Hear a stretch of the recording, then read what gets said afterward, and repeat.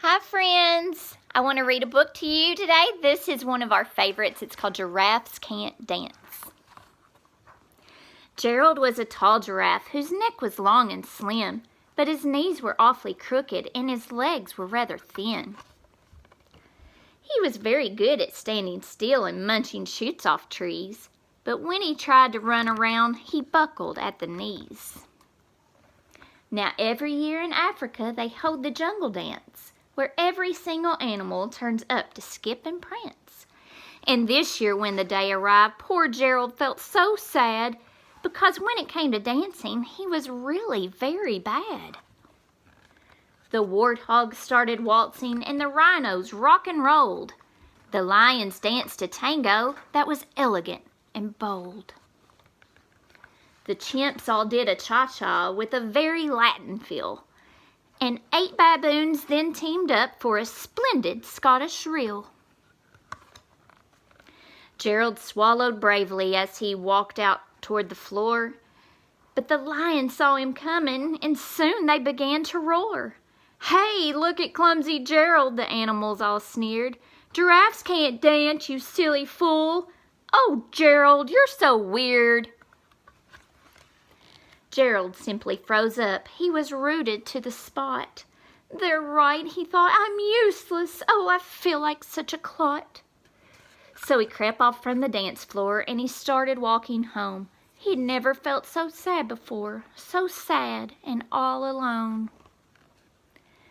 Then he found a little clearing and he looked up at the sky. "The moon can be so beautiful," he whispered with a sigh. "Excuse me," coughed a cricket who'd seen Gerald earlier on. "But sometimes when you're different, you just need a different song." Mommy.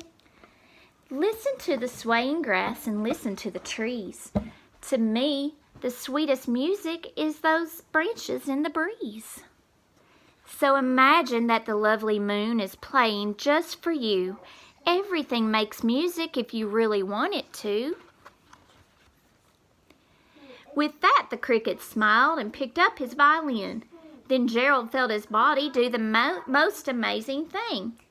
His hooves had started shuffling, making circles on the ground. His neck was gently swaying and his tail was swishing round.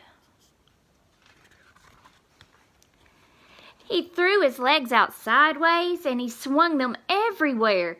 Then he did a backward somersault and leapt up in the air.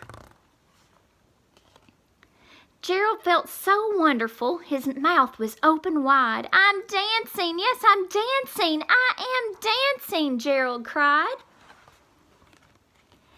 Then one by one, each animal who'd been there at the dance arrived when Gerald boogied on and watched him quite entranced.